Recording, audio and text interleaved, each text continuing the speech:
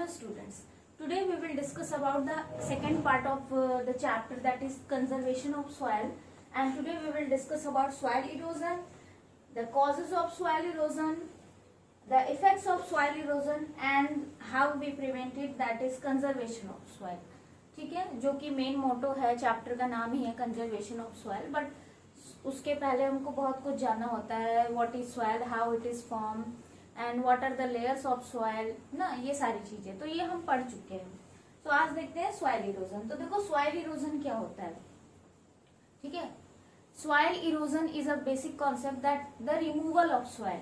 अब सॉइल कहाँ पर है, हमारे लैंड पर है, उसका अगर रिमूवल हो जाए तो क्या क्या हो जाएगा। बहुत बेसिक सी कॉन्सेप्ट है। सॉइल की जहां जहां नीड है, अगर सॉइल नहीं होगा तो वो नीड कंप्लीट नहीं होगी, और अगर वो नीड कंप्लीट नहीं होगी तो इसका मतलब है कि हमें वो चीजें नहीं मिल पाएंगी जो उससे हमें मिलती थी। अब ये पूरा गोलमोल हो गया। अब समझते हैं क्लियरली। सो सॉइल इरोजन क्या है? Removal of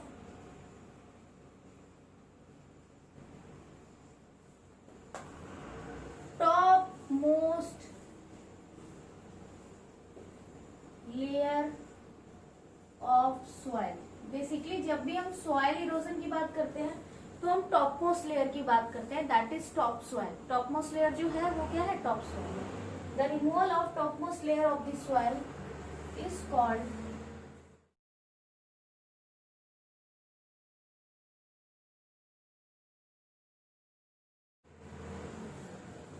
soil erosion.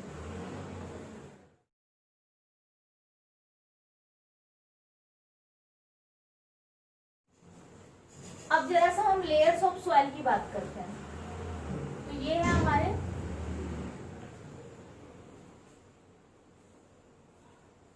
Top soil, top most layer, जहां पर हमको ग्रासेस, प्लांट्स ना ये सब दिखते हैं, हमको एनिमल्स भी रहते हैं यहाँ पर, ठीक, एनिमल्स भी रहते हैं यहाँ पर, एनिमल्स भी रहते हैं यहाँ पर, आते हैं, बहुत सारे एनिमल्स का घर है ये। और जहाँ पर ये प्लांट्स ग्रो होते हैं, बहुत सारे एनिमल्स प्लांट्स पर रहते हैं, जैसे मंकीज हैं, बर्ड्स अपना नेस्ट बनाते हैं प्लांट्स पर। So basically top most layer जो होती है वो है टॉप सॉइल। सेकेंड बात करें तो आ जाता है हमारा सब सॉइल, देन हमारा आता है पेरेंट रॉक, ठीक है, एंड देन लास्ट हमारा आ जाता है बेडरॉक, ठीक है, लास्ट हमारा होता है bedrock. So this is bedrock, ये होता है। तो आप खुद सोचो कि जब भी रिमूवल होगा तो अंदर घुसकर अंदर की लेयर की सॉइल थोड़ी निकलेगी, ऊपर वाली लेयर ही निकलेगी। सो removal of that top most layer, that is the removal of top soil, is called soil erosion. अगर ये लेयर नहीं है, ये पूरी तरह से फिनिश हो जाती है, देन सब सॉइल का नंबर आता है। अदरवाइज टॉप सॉइल ही इतनी गहरी होती है कि वहीं पर ही उसका ही लॉस होता है, ठीक है। उसका रिमूवल इतना हार्मफुल क्यों है, क्या रीजंस हैं कि वो रिमूव हो जाते हैं तो क्या क्या चीजें हो जाती, वो तो हम पढ़ेंगे कि इफेक्ट ऑफ सॉइल इरोजन है। पहले हम समझते हैं कि ये रिमूवल होता कैसे है, क्या रीजंस है जिनसे रिमूवल होता है, means causes of soil erosion, ठीक। तो सबसे पहले बात करेंगे विंड की। विंड कैसे रोल प्ले करता है सॉइल को इरोड करने में, सॉइल को रिमूव करने में, टॉप सॉइल को हटाने में। As you already know that top soil is the very fertile layer of soil, because यहाँ पर ह्यूमस का फॉर्मेशन होता है। अब इनके कुछ भी डेड पार्ट गिरेंगे तो क्या होंगे, यहीं सड़कर इसी में मिक्स हो जाएंगे, इसी टॉप सॉइल में रहेंगे। That dead and decaying matter of animal और प्लांट, मैं लास्ट टाइम बताई हूँ how they decay by the process of decomposition, and this process of decomposition or they decompose by the microorganism ना, microorganism के through decompose होते हैं which are present in soil, ये already मैं बताई हूँ। सो अब इसमें ह्यूमस भी होता है, ठीक है, ह्यूमस होता है, and this humus is very important and very fertile because this humus have much amount of nutrient and the topsoil have this is the reason that topsoil is very fertile, and top soil ही है जहां पर वो एक medium provide करता है for growing the plant, for living the various types of animals and microbes, ठीक। तो टॉप सॉइल काफी इंपॉर्टेंट है बाकी सारे रीजंस की वजह से। तो फर्टाइल भी है तो भाई न्यूट्रिशन होगा तभी तो प्लांट अच्छे से ग्रो होगा।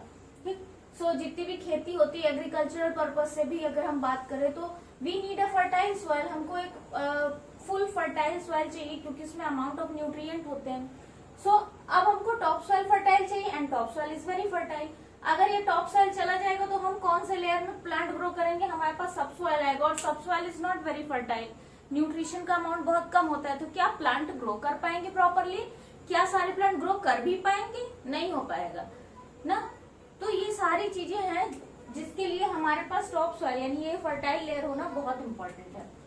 अब विंड कैसे रोल प्ले करता है सॉइल को इरोड करने में, सॉइल को रिमूव करने में? देखो, अगर बारिश नहीं हो रही है किसी रीजन में ना, तो आप देखते हो कि जब समर सीजन आता है तो खूब हॉट गर्म हवाएं चलती हैं बहुत तेज तेज से। विंटर सीजन में भी ठंडी ठंडी तेज हवाएं चलती हैं ना। तो जब ये तेज हवा चलती है और अगर कोई सॉइल है तो upper most layer is the top soil, we know already दैट। तो अब हवा तेज चली और उस सॉइल जो है वो किसी भी तरह के प्लांट से कवर्ड नहीं है, ना ही ग्रास है उस पे, ना ही कोई ट्रीज है, ना ही स्मॉलर प्लांट्स हैं, ठीक है, कुछ भी नहीं, ना श्रब है ना ट्री है, कुछ भी नहीं है। तो सॉइल क्या है? डायरेक्टली एक्सपोज्ड है, डायरेक्टली एक्सपोज्ड है किसको? सनलाइट के थ्रू।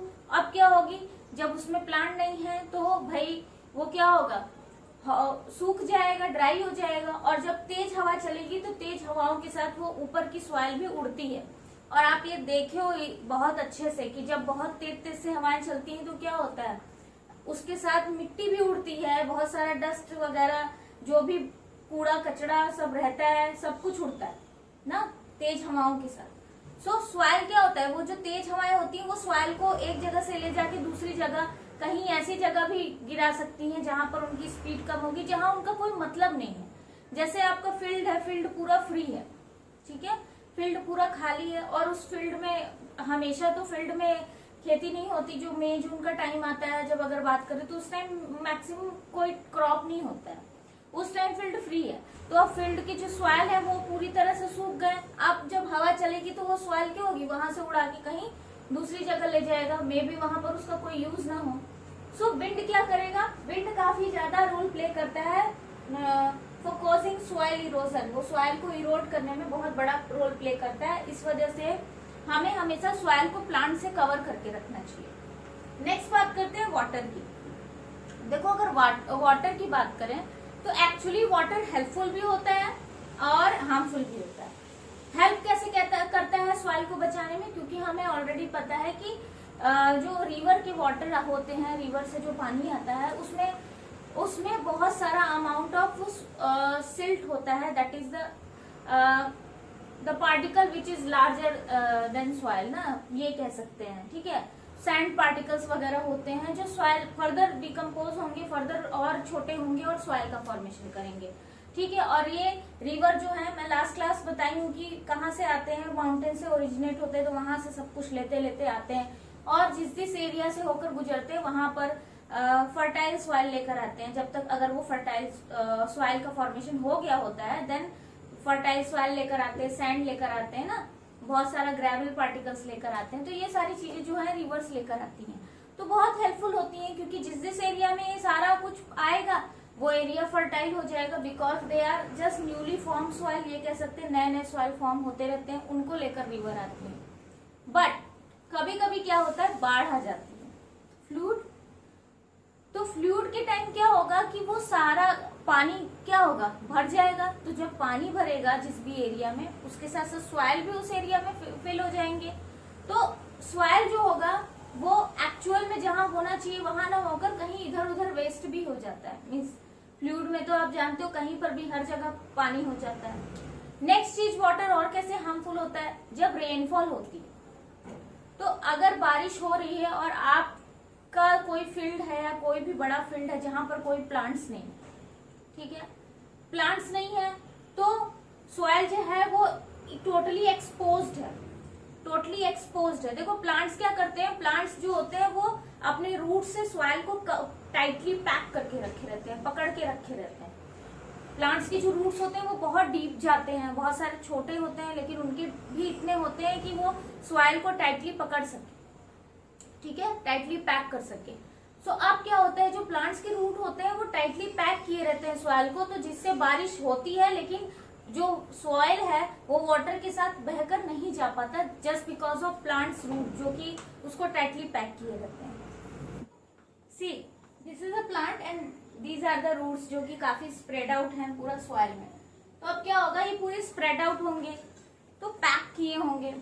तो अब क्या होगा, बारिश होगी लेकिन वो सॉइल को बहा कर अपने साथ फ्लो आउट करके नहीं ले जाएंगे, ठीक है। तो फ्लो आउट करके ले जाते हैं तो ड्रेनेज सिस्टम में लेकर जाते हैं, नालों में लेकर जाते हैं जहां पर कोई वर्क नहीं होता सॉइल का, तो सॉइल एक्चुअली वेस्ट हो जाती है, ठीक है।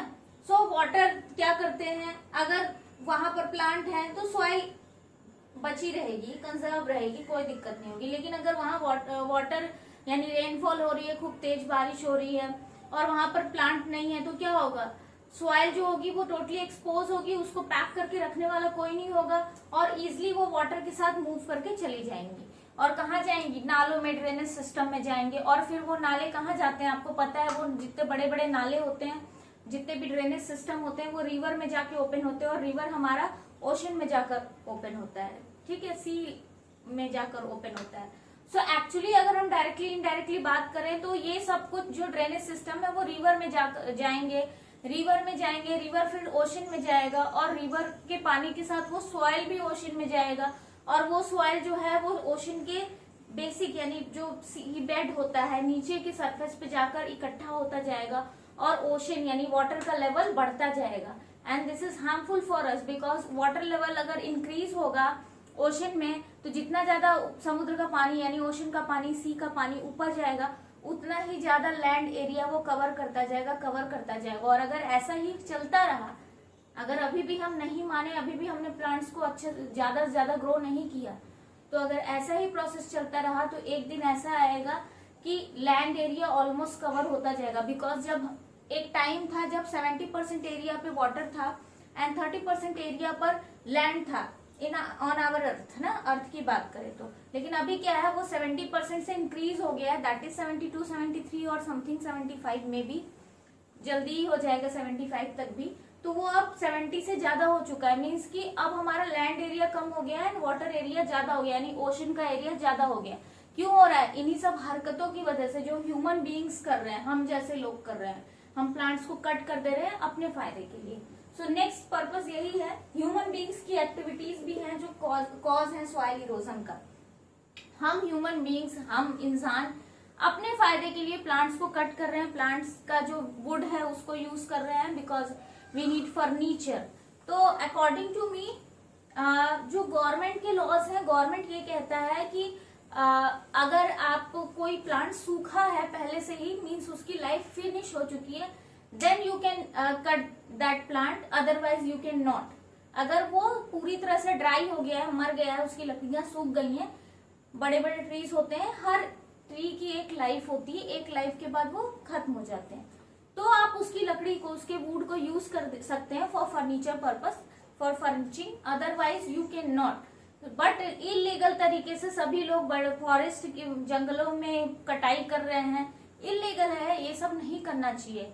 But we are educated, we can not do this ना, हम लोग नहीं कर सकते, हम पढ़े लिखे हैं, हमको नहीं करना चाहिए, वी शुड नॉट ना। सो ह्यूमन बीइंग्स की एक्टिविटी भी हार्म कर रही है। और हमें पता है फर्नीचर के लिए जरूरी नहीं कि वुड ही चाहिए, there are different types of metals also. We can use the aluminium door, we can use the iron door ना, आयरन के लोहे के दरवाजे भी लगवा सकते हो।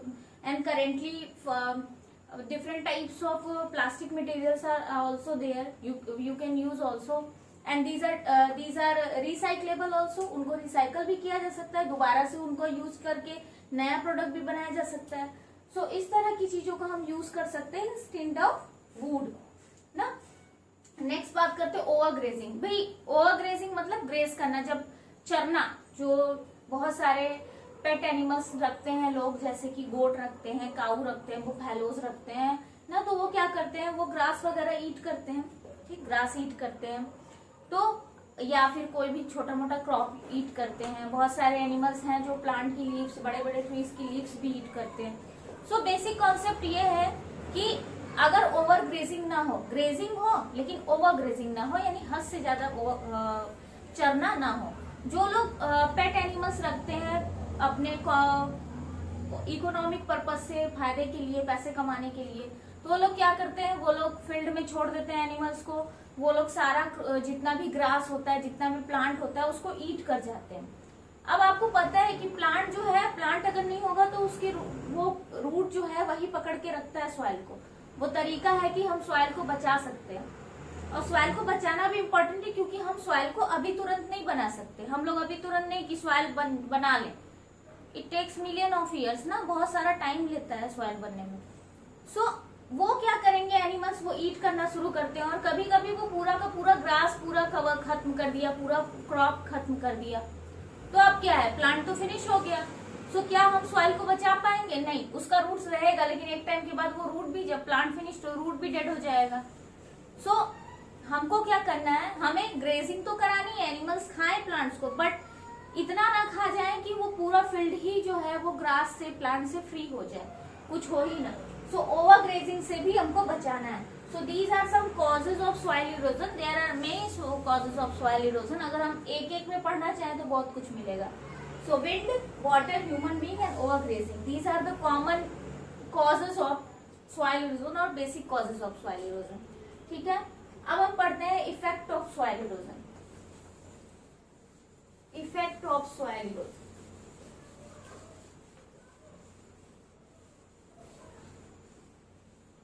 ठीक, इफेक्ट ऑफ सॉइल इरोजन पढ़ेंगे। क्या क्या इफेक्ट्स होते हैं soil erosion? Fertile land become infertile और बैरन। जो फर्टाइल लैंड होगी, फर्टिलिटी किसकी वजह से है? That is just because of top soil. जो फर्टाइल लैंड है वो इनफर्टाइल हो जाएगा या बैरन हो जाएगा, बंजर हो जाएगा। आपको पता है आपके एरिया में ऐसे बहुत सारे जमीन है, फील्ड है, बड़े बड़े फील्ड है जो वो बैरन है, जहां पर आप प्लांट्स ग्रो नहीं कर सकते हो। क्यों? क्योंकि वहां पर अभी सॉइल प्रॉपरली मिलती नहीं है, उनके ऊपर टॉप सॉइल की उतनी थिक लेयर नहीं है, वहां पर सब सॉइल की उतनी थिक लेयर नहीं है। दे आर जस्ट माउंटेन्स, वहां पर आपको चट्टाने मिलेंगी। And we have so much area ना, हमारे एरिया में ऐसा बहुत सारा है जहां पर हमको सिर्फ चट्टाने मिलेंगी। ठीक, सो अब देखो फर्टाइल लैंड, हमें पता है टॉप सॉइल जो है वो फर्टाइल होती है। ठीक है, फर्टाइल लैंड का मतलब होता है that the soil have so much amount of humus or so much amount of nutrient ना, soil has much amount of nutrient and जैसे हमको न्यूट्रिशन चाहिए for the growth of our body, just like that plants also need it। और अगर fertile ही नहीं होगी land, अगर उसमें न्यूट्रिएंट कंटेंट नहीं होगा, तो क्या हम प्लांट्स को ग्रो कर पाएंगे? प्लांट्स को ग्रो कर पाएंगे? नहीं, प्लांट्स ग्रो नहीं होंगे। प्लांट्स ग्रो नहीं होंगे तो सॉइल के अंदर रूट कैसे जाएंगे और सॉइल को पैक करके कौन रखेगा? कोई नहीं। It mean soil easily free रहेगा। ठीक है, जब भी हवाएं चलेंगी वो सॉइल को उड़ा कर ले जाएंगी। बारिश होती है तो क्या होता है, सॉइल के अंदर सिप सिप करके पानी जाता है। ठीक है, लेकिन अगर प्लांट नहीं है तो वो सिप सिप करके पानी नहीं जा पाएगा, बल्कि क्या होगा, वो बारिश का पानी सॉइल को बहा ले जाएगा अपने साथ। कहाँ ले जाएगा? नालों में, गटर में, वहां लेकर जाएगा, ड्रेनेज सिस्टम में लेके जाएगा। ठीक, सो फर्टाइल लैंड जो होगा वो बैरन में कन्वर्ट हो जाएगा। क्यों? क्योंकि अगर प्लांट होता है तो प्लांट वहां होता है तो उसके लीव्स, उसके फ्रूट सब कुछ सॉइल में गिरते हैं, फिर से वो डिकम्पोज होते हैं एंड देन फिर से ह्यूमस बनता है। बट अगर सॉइल में प्लांट ही नहीं लगा है, लॉन्ग टाइम तक प्लांट नहीं है, तो धीरे धीरे क्या हो जाएगा, सनलाइट यानी हीट की वजह से, ठीक है, हीट की वजह से वो जो लैंड है और जो विंड है, विंड तो हवा उड़ा के ले जाएगी टॉप सॉइल सारी उड़ कर चली जाएगी, बारिश के पानी के साथ बहकर चला जाएगा और धीरे धीरे वो सॉइल क्या हो जाएगा, इनफर्टाइल यानी कि खराब हो जाएगी वो लैंड। फिर ऐसे लैंड्स बहुत सारे हैं जहां पर हम क्रॉप ग्रो नहीं कर सकते, क्रॉप ग्रो ही नहीं होते हैं। क्यों? क्योंकि क्रॉप को भी ग्रो होने के लिए न्यूट्रिशन चाहिए, और वो न्यूट्रिएंट अगर सॉइल में प्रेजेंट नहीं है then they can not grow in the soil. So वो जो फील्ड होगा वो बैरन हो जाएगा या इनफर्टाइल हो जाएगा, बंजर जमीन जिसको बोलते हैं। नेक्स्ट बात करते हैं स्कैर्सिटी ऑफ वाटर। अभी मैंने समझाया आपको कि प्लांट्स जो होते हैं वो सॉइल को टाइटली पैक करके रखे होते हैं। जब टाइटली पैक होता है सॉइल, तो जब बारिश आती है यानी रेनफॉल होता है, तो उसके वाटर मॉलिक्यूल्स जो होते हैं यानी कि जो पानी होता है वो धीरे धीरे धीरे धीरे सिप सिप सिप सिप करके, ठीक है, धीरे धीरे होते होते सॉइल्स के बीच का स्पेस से होते होते अंदर ग्राउंड वाटर यानी अंदर इकट्ठा होता जाता है। लेकिन अगर प्लांट नहीं होते हैं तो क्या होता है, जो ग्राउंड वाटर होता है उसका फॉर्मेशन ऑलमोस्ट बहुत कम होता है, लेस मान लो, और बाकी जितना भी पानी अगर बरसा भी तो वो सारा का सारा जो होगा वो क्या अपने साथ बहा कर ले जाएगा। दूसरी बात, अगर प्लांट नहीं है तो बारिश भी बहुत कम होगी। क्यों? क्यों प्लांट नहीं है तो बारिश कम होगी, इसको समझो।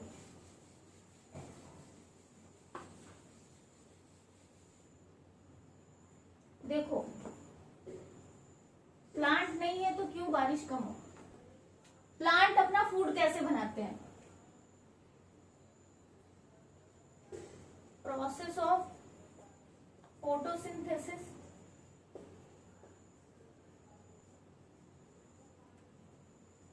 प्लांट अपना फूड कैसे बनाते हैं? फोटोसिंथेसिस के through. And I think you already know what is photosynthesis, पहले भी पढ़ चुके हैं। सो प्लांट अपना फूड कैसे बनाते हैं? By the process of photosynthesis. इसलिए प्लांट किसी पर डिपेंडेंट नहीं है for food, they are not dependent on other animals, they can make their own food. But we humans, we animals, we are dependent on plants, we are dependent on other animals ना। So plants जो होते हैं वो अपना food खुद बना सकते हैं by the process of photosynthesis, and वो आप पढ़ चुके हैं ऑलरेडी, मैं कभी और डिस्कस करेंगे। ठीक, अब जब फोटोसिंथेसिस के थ्रू फूड बन जाता है, ठीक है, ये तो हो गया फूड बन गया, इनका फूड बन गया। लेकिन ये फोटोसिंथेसिस के प्रोसेस के लिए कुछ चीजें चाहिए। क्या चाहिए? पहली चीज carbon dioxide. Carbon dioxide gas which is present in our atmosphere, in our air, ये हमारे एयर में प्रेजेंट होती है। दूसरी क्या चाहिए? वाटर। तीसरी क्या चाहिए? सनलाइट।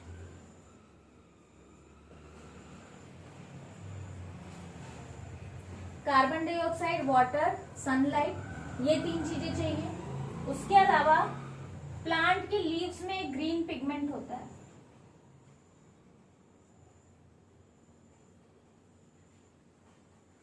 प्लांट के लीव्स में ग्रीन पिगमेंट होता है, that pigment name is chlorophyll.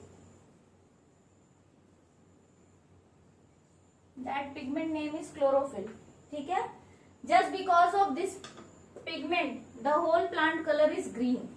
और अगर कहीं फ्रूट्स का कलर कुछ और है तो उसके लिए दूसरे पिगमेंट्स होते हैं जो उसको कलर देते हैं, तो थोड़े से बड़े हो तो उसको भी पढ़ोगे।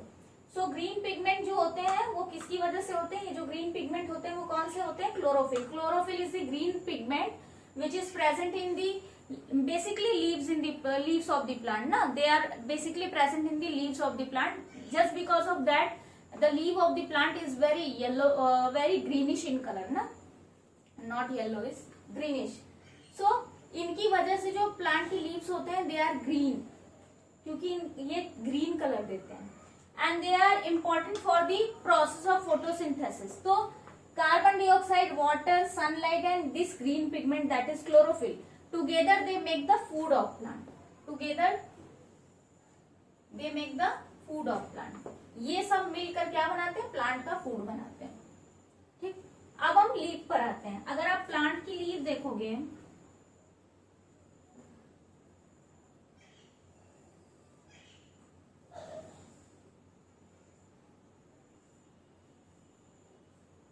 ये है प्लांट की लीफ। प्लांट की जो लीव्स होती हैं आप देखोगे, एक ऊपर होता है शाइनी सा सरफेस, एक होता है नीचे लोअर, ठीक है। अगर ये है तो अगर ये मेरा हैंड है तो this is upper, this is lower, ऐसे करते हो। Then the lower surface of leave, lower surface, मान लो ये लोअर सरफेस दिख रहा है, ठीक है, लोअर सरफेस ऑफ लीफ, ये मान लो लोअर सरफेस है लीफ का। इस लीफ के लोअर सरफेस से there are very very tiny pores ना, there are so many very tiny pores like this, there are so many tiny pores.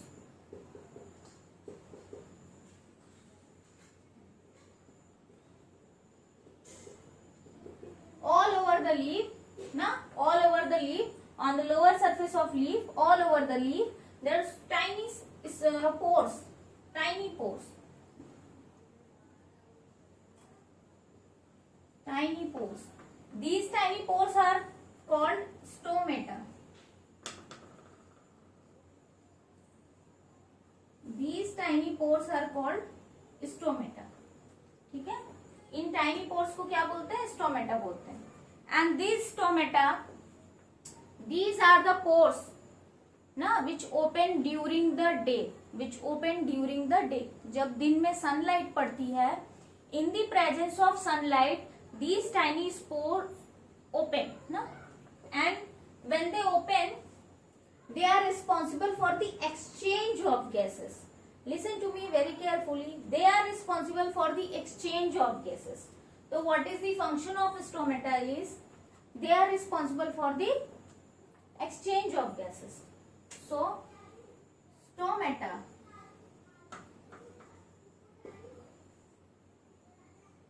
ठीक है, इनका क्या फंक्शन होता है? रिस्पॉन्सिबल फॉर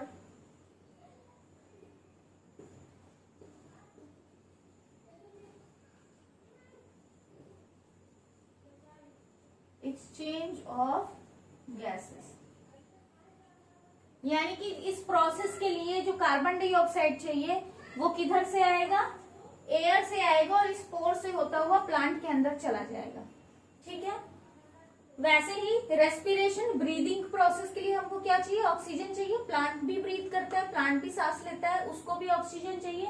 तो वो ऑक्सीजन जो आएगा, ठीक है, जो ऑक्सीजन आएगा वो ऑक्सीजन भी इसी पोर के थ्रू प्लांट के अंदर जाएगा। इट मीन्स कि और आएगा प्लस सांस लेने के बाद हम क्या देते हैं? कार्बन डाइऑक्साइड वापस देते हैं। तो वो कार्बन डाइऑक्साइड वापस जाएगा, ये भी इस पोर के थ्रू जाएगा। ठीक है, तो गैस का एक्सचेंज जो होता है वो इसी पोर के थ्रू होता है। एक और काम करता है, एक और इम्पोर्टेंट काम करता है। क्या करता है? फर्स्ट तो responsible for the exchange of gases, first gases का एक्सचेंज करता है। सेकंड क्या करता है? सेकंड काम क्या होता है इसका? सेकंड वर्क होता है ना,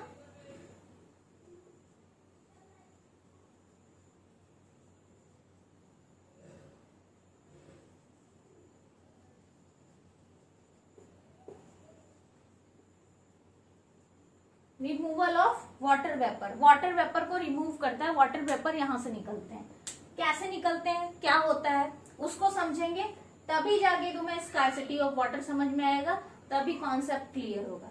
ठीक है, so talking about this process is known as transpiration. Transpiration is the process in which removal of water from stomata of leaves in the form of water vapour. ये एक ऐसा प्रोसेस है जहां पर वाटर रिमूव होता है, excess water, जो extra water होता है प्लांट में, वो रिमूव होता है by this tiny pore which is called stomata, and these pores are present on the leaves of the plant, that is on the lower surface of the leaf. And in इस pores के through क्या होता है? Water जो होता है वो remove होता है, but in the form of water vapour. Water vapour के फॉर्म में रिमूव होता है। ठीक है, तो वाटर वेपर के फॉर्म में ये जो एक्स्ट्रा वाटर होता है, एक्सेस वाटर होता है, ठीक है, या हम ये कह सकते हैं this process is very important, क्योंकि इसी प्रोसेस की वजह से जो प्लांट है उसमें पानी नीचे से ऊपर की तरफ आ पाता है। ठीक है, कैसे आता है, थोड़ा सा बड़े हो जाओ। सो यही एक प्रोसेस है जिसकी वजह से प्लांट में जो वाटर है, क्योंकि वाटर जो है वो प्लांट कहाँ से लेता है? रूट से लेता है। ठीक है, रूट जो होते हैं वो सॉइल से वाटर को लेते हैं एंड देन पूरे पार्ट तक पहुंचाते हैं। सो रूट से जो वाटर आता है वो अगर ट्रांसपिरेशन का प्रोसेस है जो ऊपर पानी खींचता है, ठीक है। So this process is very important. और इस प्रोसेस के थ्रू क्या होता है, वाटर जो है वो वेपर के फॉर्म में कहाँ जाता है, एयर में जाता है, एटमॉस्फेयर में जाता है। मेरा कॉन्सेप्ट बस इस वाटर वेपर से था कि आपको ये पता हो कि ये वाटर वेपर आता है। सो इस प्रोसेस के थ्रू हमको क्या मिलता है, वाटर वेपर मिलता है, और वो कहाँ जाता है, एटमॉस्फेयर में, एयर में जाता है। अब ये जो एयर में वाटर वेपर जा रहे हैं, मैंने अभी आपको पता होगा कि जो मैं बताई भी हूँ कि रेनफॉल के लिए, रेनफॉल कैसे होता है, ये वेपर जो होते हैं, ये वाटर वेपर जाते हैं एयर में, एंड जब ये बहुत ज्यादा हो जाते हैं अमाउंट में और ये हेवी हो जाते हैं ना, तो क्या होता है, रेन के फॉर्म में नीचे गिरते हैं। इट मीन्स कि प्लांट रेनफॉल में भी हेल्प करता है। इट मीन्स कि प्लांट जो है वो बारिश कराने में भी मदद करता है। तो हमको ये पता चल गया कि plant are very important for the rain falling also, मतलब बारिश के लिए भी हमको प्लांट चाहिए। अब अगर किसी एरिया में कोई बैरन फील्ड है, कोई प्लांट नहीं है, फ्री फील्ड है, बैरन है, वो एकदम फ्री है, कोई प्लांट नहीं है, they are not covered by any type of crop, तो अगर ऐसे पूरी तरह से खुला फील्ड है, कोई प्लांट नहीं है, कोई क्रॉप कुछ भी नहीं है, सो प्लांट नहीं है, इट मीन्स कि ये वाटर वेपर तो बन नहीं रहा होगा वहां के एयर में। और अगर वाटर वेपर नहीं बन रहा है वहां के एयर में, क्या पॉसिबिलिटी है कि बारिश होगी, क्या पॉसिबिलिटी है कि बारिश होगी, no, no rainfall, no rainfall. If no rainfall then scarcity of water, पानी बरसेगा ही नहीं तो मिलेगा कहां से, बारिश होगी ही नहीं तो मिलेगा कहां से, ठीक है। और अगर रिवर का भी पानी है तो रिवर के पानी भी देखते हो समर सीजन में एकदम सूख जाते हैं, वापस से जब रेनफॉल होती है, जब रेनी सीजन आता है तो वापस से वो रिकवर हो जाते हैं। इट मीन्स कि जो भी सारा कुछ अमाउंट ऑफ वाटर है जो रिकवर हो रहा है एक्चुअल में रेनफॉल से हो रहा है। And if there is no rainfall it means there is it results the scarcity of water, तो हमको क्या होगा, पानी की कमी हो जाएगी। यही होता ही है। अगर आप राजस्थान वाले एरिया में देख लो, या बहुत सारे ऐसे गांव विलेजेस हैं जहां पर बारिश नहीं होती, जहां पर क्रॉप नहीं है, इन सब का रिजल्ट यही होता है, ठीक है। So no rainfall results the scarcity of water. Again, no rainfall, and no rainfall क्यों नहीं होगा? Because of no plants. ठीक है? If there is no plant, then it results no rainfall, and if there is no rainfall, then it results scarcity of water. Scarcity of water, and if there is a scarcity of water, if there is no rainfall, then this will also result in desertification. Then this will also result in desertification. Desertification is the process of formation of desert or formation of sand from soil. अगर लगातार ये process चलता रहेगा, बारिश नहीं होगी या बहुत रेयर होगी और क्रॉप्स नहीं होंगे, तो फील्ड क्या हो जाएगा, बैरन हो जाएगा, इनफर्टाइल हो जाएगा, और धीरे धीरे धीरे धीरे वो क्या हो जाएगा, डेजर्ट में यानी सैंड में कन्वर्ट होने लगेगा, ठीक है। सो क्या हो जाएगा, डेजर्ट एरिया हो जाएगा, लाइक आवर थार डेजर्ट, आप जान रहे हो, लाइक आवर राजस्थान वाला एरिया, ठीक। लेस रेनफॉल होगी, बारिश कम होगी, जो कि मैं ऑलरेडी बता चुकी हूँ। If there is soil erosion, if there is soil there is no fertile soil, then no plant or no crop will grow in it ना। in the barren field there is no crop, नहीं grow कर सकते बंजर field में। and if there is no plant then there is no rainfall, that is less rainfall, ठीक है। और धीरे धीरे आने वाले दिन में बिल्कुल नहीं होगी बारिश। so these are the effects of soil erosion। और आपको पता है, if there is no plant, if there is no rainfall, how can we survive? Can we survive without these two things, without rainfall, without water and without food? Can't, we can't, ठीक है। so हम लोग नहीं जी सकते हैं इनके बिना। Last topic पढ़ते हैं, प्रिवेंशन ऑफ सॉइल इरोजन। तो फर्स्ट थिंग हम क्या करेंगे, एफॉरेस्टेशन, यानी ज्यादा से ज्यादा प्लांट लगाएंगे। एफॉरेस्टेशन का मतलब होता है grow more and more trees ना, growing the trees, this is called afforestation. So हम ज्यादा से ज्यादा प्लांट लगाएं, वैरायटी ऑफ प्लांट लगाएं, this is more good to for making a forest basically, क्योंकि फॉरेस्ट में किसी एक तरह का टाइप का प्लांट नहीं होता. They have various types of plants, various types of like smaller to longer, and in smaller are very so much varieties, in longer also so much varieties, in large plant also, in big plants also. So afforestation is the process of growing the plants or growing. You can grow, it is not a very tough process, हर कोई कर सकता है. आपके पास field नहीं है, so you can grow in the pots, गमले में लगा लो प्लांट, एंड देखने में भी अच्छा लगता है, फ्रेश एयर मिलती है.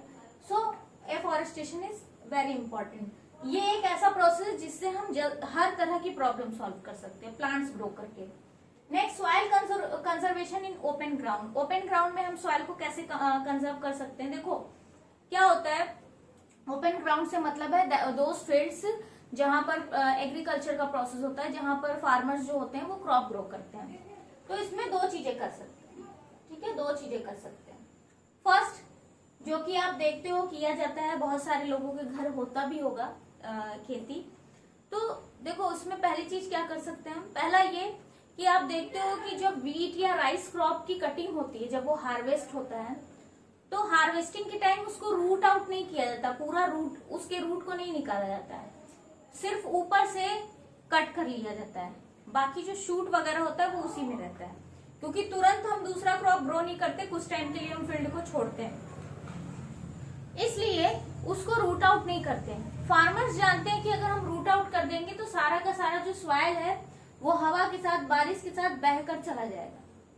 इसलिए वो क्या करते हैं, वो उसको अपरूटेड रखे रहते हैं, रूटेड रखे रहते हैं, अपरूट नहीं करते हैं, रूटेड रखे रहते हैं, यानी कि उसके रूट को नहीं निकालते हैं, सिर्फ ऊपर से कट करके राइस का और जो भी उनको, क्योंकि उनको शूट्स वाले पार्ट में जो फ्रूट्स लगे हैं वो चाहिए, जो सीड्स हैं वो चाहिए. सो रूट से उनको कोई मतलब नहीं, वो रूट को ऐसे एज इट इज रहने देते हैं, ठीक है. सो ये एक चीजें कर सकते हैं हम कि हम रूट आउट ना करें ना. Do not root out the crops, ठीक है, क्रॉप्स को हम रूट आउट ना करें. सेकेंड, क्या हो सकता है, मैक्सिमम टाइम आप देखते हो, मैक्सिमम नहीं, सम टाइम आप देखते हो कि एक ऐसा टाइम आता है जब एक क्रॉप कट होने के बाद, हार्वेस्ट होने के बाद कुछ टाइम के लिए, 1-2 महीने के लिए छोड़ दिया जाता है. जैसे सबसे बेसिक मंथ अगर बताऊं तो मई and June. May and June का ऐसा टाइम होता है जब बेसिकली कोई क्रॉप नहीं होता फील्ड में. तो फार्मर्स क्या करते हैं, उस टाइम में शॉर्ट ड्यूरेशन में ग्रो होने वाले जो प्लांट्स होते हैं, शॉर्ट ड्यूरेशन में ग्रो होने वाले जो प्लांट्स होते हैं उनको ग्रो कर देते हैं. इससे उनका सॉइल जो है वो भी बचा रहेगा, वो इरोड नहीं होगा, और क्या होगा, उनके पास एक नया तरह का क्रॉप भी आ जाएगा जिसको वो ईट कर सकते हैं, जिसको वो मार्केट में प्रोवाइड कर सकते हैं, जिससे वो दूसरे लोगों को फुलफिल कर सकते हैं, उनको फूड दे सकते हैं. सो ये कर सकते हैं, ठीक है. सो फ्री फील्ड हो जब ना, growing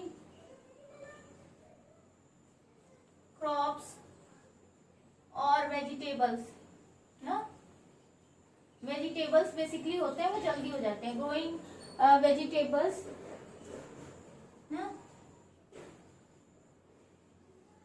which take less time to provide food to us और प्रोडक्ट टू अस ना. जो भी प्रोडक्ट है, चाहे हम उसका प्लांट खाएं, प्लांट का फ्रूट खाएं, लीफ खाएं, सीड खाएं, डिफरेंट चीजें हम खाते हैं प्लांट से. सो जो लेस टाइम लेते हैं उनको ग्रो कर सकते हैं. सेकेंड थिंग क्या कर सकते हैं, अगर आप देखते हो बहुत सारे लोग होते हैं जिनके पास लार्ज फील्ड होते हैं, वो क्या करते हैं, वो अपने फील्ड के कोने कोने पर, यानी कि जो कॉर्नर्स हैं यहाँ पर थोड़े बड़े ट्रीज लगा देते हैं. जैसे मान लो मैंगो का ही लगा दिया, गुआवा का ही लगा दिया, या थोड़े से लार्जर प्लांट्स. वो क्या करेंगे, इनके रूट्स ज्यादा डीप जाते हैं, सो इनके फील्ड का पानी या इनके फील्ड का जो सॉइल है वो दूसरी जगह मूव करके या बाहर मूव करके नहीं जा पाएगा. सो ये भी एक अच्छा मेथड है जिससे हम सॉइल को कंजर्व कर सकते हैं. थर्ड चीज क्या कर सकते हैं, कंजर्वेशन ऑफ हिल स्लोप्स. अब आपको पता है, आप पढ़ भी चुके हैं इन क्लास 4th कि जब अगर हम देखते हैं माउंटेन स्लोप्स जो होते हैं ना, mountain slopes like they are like that.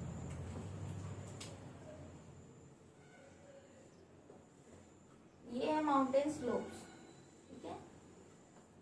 इन पर भी सॉइल होते हैं कुछ, जिन पर हम फार्मिंग करते हैं, लाइक टी, चाय की खेती होती है, ठीक, हमारे इंडिया में काफी फेमस है।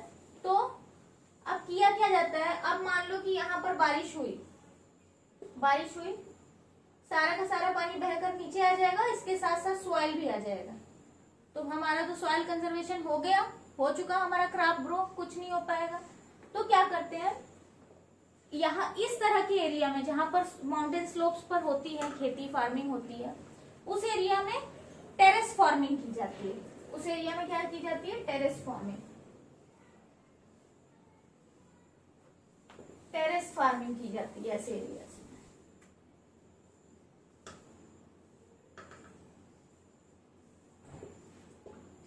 टेरेस फार्मिंग में क्या होता है, टेरेस बनाए जाते हैं, ठीक है, सीढ़ियों की तरह। सीढ़ियां देख तो सीढ़ी जैसी होती है हमारी, अगर आप सीढ़ी पर पानी डालोगे तो पानी इस स्पीड से, अगर आप इस तरह से, अब आपके पास कोई ऐसा हो और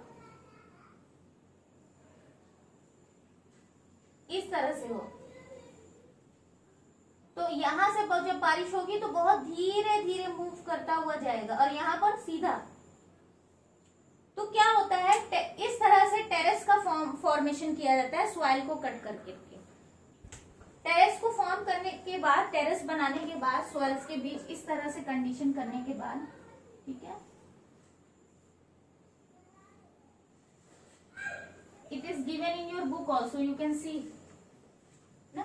सो अब आप इस तरह से अगर यहाँ क्रॉप ग्रो करोगे, यहाँ क्रॉप ग्रो करोगे, इस फॉर्म पे ग्रो करोगे, ठीक है। टी वगैरह ग्रो की जाती है सबसे ज्यादा अगर टेरेस फार्मिंग की बात करें तो इस तरह से हम क्रॉप को ग्रो कर दिए। तो अब बारिश हुई लेकिन सॉइल उस तरीके से नहीं जा पाएगा जिस स्पीड से जाता, एंड ऑलरेडी हम क्रॉप भी ग्रो कर दिए हैं, तो सॉइल इरोजन हमारा नहीं होगा, हम मैक्सिमम अमाउंट ऑफ सॉइल को कंजर्व कर पाएंगे, थोड़ा बहुत मे बी इरोजन हो, अदरवाइज नॉट। नेक्स्ट है soil conservation of river side. River side पर हम सॉइल कैसे कंजर्व कर सकते हैं, क्योंकि रिवर के साइड पे सबसे ज्यादा रिस्क होता है। क्यों रिस्क होता है, कभी भी रिवर का वाटर ऊपर आ सकता है, कभी भी वाटर लेवल बढ़ सकता है, कभी भी बाढ़ आ सकती है। तो रिवर साइड पे रिस्क है कि कभी भी वो बाढ़ आई तो वो अपने साथ सारा सॉइल लेकर चला जाए। तो उसके लिए एम्बैंकमेंट्स बनाए जाते हैं। आपने देखा होगा आपके एरिया में है एम्बैंकमेंट्स, जैसे कि बांध वगैरह बनाए जाते हैं, जिससे क्या होता है कि जो अमाउंट ऑफ वाटर है उसको भी हम कंजर्व कर सकते हैं, उसके साथ साथ हम सॉइल को भी कंजर्व कर सकें।